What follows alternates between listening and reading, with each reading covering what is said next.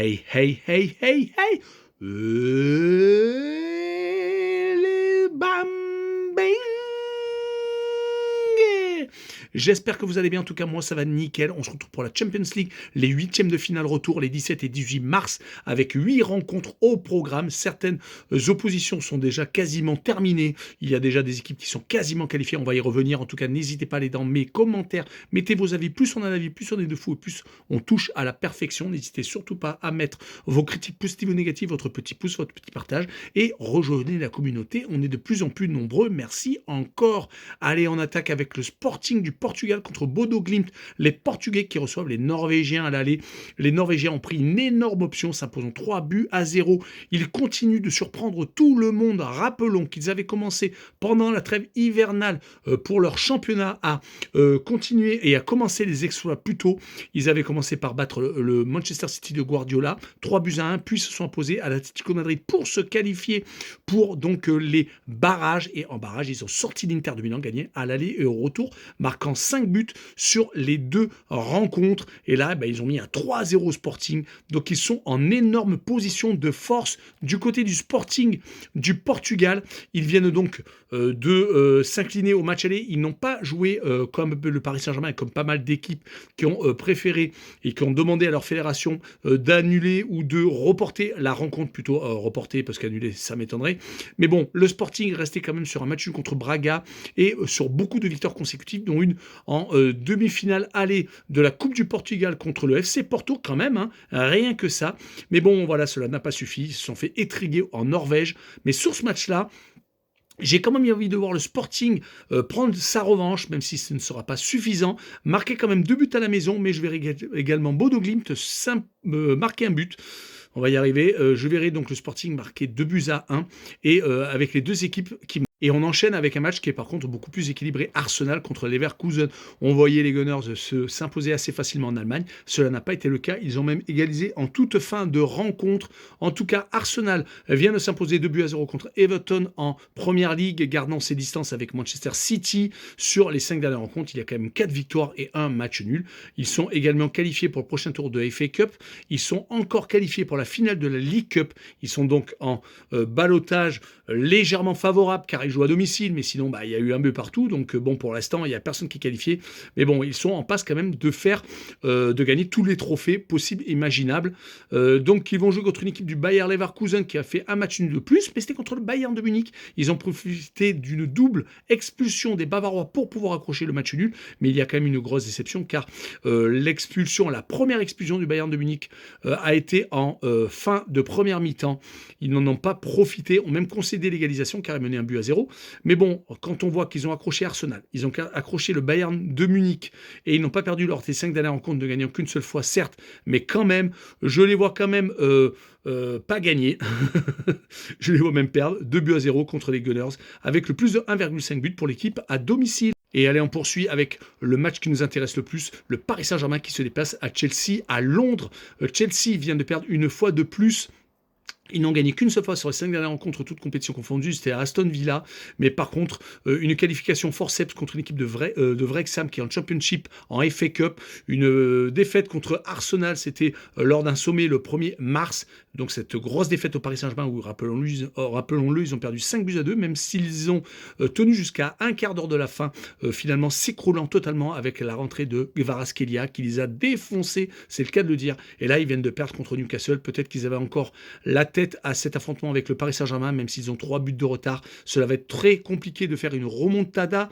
Du côté des Parisiens, ils n'ont pas joué contre Nantes ce week-end, réussissant à faire reporter leur rencontre. Rappelons que le PSG restait sur une défaite contre Monaco en Ligue 1. Ils sont toujours en tête du championnat. D'ailleurs, ils vont garder leur distance ils vont garder même la tête, car Lens a perdu ce week-end. Le Paris Saint-Germain a encore pas mal d'objectifs, même s'ils avaient été éliminés en Coupe de France, mais ils peuvent être encore champions de France et ils peuvent encore garder leur titre en Champions League. Sur ce match-là, je verrai le PSG s'imposer 2-1 contre des Blues qui ne sont pour moi pas au top, même s'ils risquent de les embêter. Mais le Paris Saint-Germain, je les vois profiter peut-être de la domination de Chelsea, même si pour dominer le Paris Saint-Germain, il faut se lever tôt. Mais je verrai les Parisiens quand même s'imposer 2-1 à l'extérieur. Et on finira ce 17 mars avec Manchester City contre le Real Madrid. Manchester City s'est fait étrier au match aller prenant 3-0. Énorme surprise car on voyait quand même les Citizens faire beaucoup mieux. Rappelons qu'en phase championnat de cette C1, Manchester City s'était imposé 2-1 à Bernabeu, d'où l'énorme surprise. Et là, écoutez, ils viennent de continuer dans le mauvais car ils viennent de faire match nul à West Ham, perdant 2 points très importants pour la course au titre. Surtout qu'il n'était pas si loin que ça d'Arsenal. Mais bon, ils viennent de perdre donc 3-0 au Real Madrid, mettant presque entre parenthèses leur qualification, voire même une parenthèse définitive. Ils sont encore qualifiés en FA Cup par contre, et rappelons-le, ils sont également qualifiés pour la finale de la League Cup en Angleterre. Mais bon, voilà. En tout cas, Manchester City, c'est compliqué de savoir quelle est leur forme actuelle du côté du Real Madrid. Une victoire 4-1 contre Elche, sans Mbappé. Est-ce que ce n'est pas mieux de jouer sans Mbappé? Je pense qu'il y a beaucoup de supporters madrilènes qui doivent se poser la question, car le Real a donc explosé Manchester City avec un triplé de Valverde, leur capitaine. Courage, ils sont légèrement encore en course en Liga. Ils ont certes que 4 points de retard sur le Barça, mais bon, il va falloir qu'ils remportent le match retour où ils vont jouer en Catalogne. Ça, il faut quand même le savoir. Ils sont pas parmi les favoris de cette Champions League, même si le Real est toujours une équipe qui peut la remporter. Mais bon, cette année, je les vois quand même un peu moins forts. Mais bon, comme ils ont gagné 3-0 du match aller, ils vont disputer un quart de finale. Je pense, je vois mal une remontada. Mais bon, tout est possible dans le football, hein, et ce n'est que mon avis, malheureusement. Je verrai un 2 buts partout quand même dans cette rencontre avec la double chance 1N, car je vois quand même Manchester City avoir un léger avantage et le plus de 1,5 but sur la rencontre. Allez, on passe à Barcelone contre Newcastle au match aller. Il n'y a eu qu'un but partout. Barcelone a égalisé en toute fin de rencontre, un peu comme Arsenal qui a évité la défaite. Les Catalans ont explosé le FC Séville ce week-end 5-2. Ils restent tout de même sur une forme exceptionnelle. On rappellera tout de même qu'ils ont été sortis de la Coupe du Roi. Je dis exceptionnel car sur les 4 derniers matchs à la maison, ils ont mis que des tolls. 5 contre Séville, 3 contre l'Atlético de Madrid lors d'une demi-finale retour où ils n'ont pas pu remonter tout leur écart car ils avaient perdu 4-0 au match aller. Et rappelons qu'ils ont également explosé Villarreal qui était à ce moment-là, je crois, 3e et qui est maintenant 4e. Donc 4-1 a été le score final. Donc Barcelone a tout à fait les moyens de défoncer Newcastle pour moi, même si Newcastle vient de battre Chelsea, mais Newcastle est une équipe quand même très compliquée à comprendre. Ils viennent de gagner chez les Blues, ils avaient réussi à s'imposer contre Manchester United également en Première Ligue, mais par contre ils ont perdu contre Everton à la maison 3-2, ils se sont fait éliminer par Manchester City.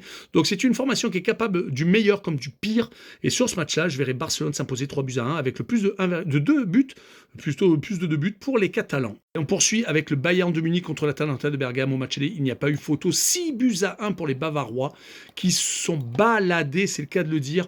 Le Bayern de Munich a peut-être trop donné contre l'Atalanta car ils se sont fait accrocher au Bayer Leverkusen, mais ils ont tout de même réussi à récupérer un point en étant à 9 contre 11 en toute fin de rencontre. En tout cas, le Bayern de Munich est tout de même une équipe qui marque beaucoup de buts. 4 contre Mönchengladbach, 3 contre Dortmund car ils avaient remporté leur duel contre le second, même s'ils ont perdu 2 points ce week-end. En tout cas, ils ont toujours 9 points d'avance sur Dortmund, le Borussia Dortmund. Du côté de l'Atalanta, ils ont fait match nul à l'Inter de Milan. Donc c'est une équipe qui, sur les 5 dernières rencontres, toutes compétitions confondues, a quand même perdu contre Sassuolo et le Bayern de Munich et a fait 3 matchs nuls, contre l'Inter, contre l'Udinese, contre la Lazio. Donc sur ce match-là, pas de photo pour moi. Le Bayern de Munich va s'imposer 3-0 avec au moins 2 buts d'écart entre les deux formations. On poursuit avec Liverpool contre Galatasaray. Liverpool n'a pas réussi à s'imposer lors des 2 dernières rencontres. À Galatasaray, lors de la manche aller, perdant 1-0, se mettant en difficulté. Rappelons qu'ils avaient également perdu en phase championnat contre le même adversaire et c'était également en Turquie. Et ils ont fait match nul contre Tottenham, menant 1-0 jusqu'à la 89e minute. Finalement, leur Richarlison, l'attaquant brésilien de Tottenham, a réussi à accrocher un petit point. Les résultats sont en dents de scie, 2 victoires, 2 défaites et un match nul sur les 5 dernières rencontres, toutes compétitions confondues. Ils sont encore en FA Cup, sont donc en C1, mais c'est fini pour le titre déjà. Du côté de Galatasaray, ils sont toujours leaders de la Super League. Ils sont donc avec beaucoup d'espoir pour ce 8e de finale retour. Est-ce que cela va pas être un peu trop court sur ce match-là? Écoutez, je vois un but partout, je vois peut-être une surprise et je verrai quand même la double chance 1N et le plus de 1,5 but pour assurer le Et on finira avec Tottenham contre l'Atlético de Madrid. Au match aller, il n'y a pas eu photo, 5-2, car leur jeune gardien, alors je ne me rappelle plus comment il s'appelle, Kinski ou une connerie comme ça, je ne me rappelle plus vraiment du nom, a fait 3 boulettes. Il a été sorti assez rapidement, donc 5-2 pour les Madrilènes. Ils viennent de gagner 1-0 Rétafé, mais Tottenham a pris donc un point Liverpool sur ce match.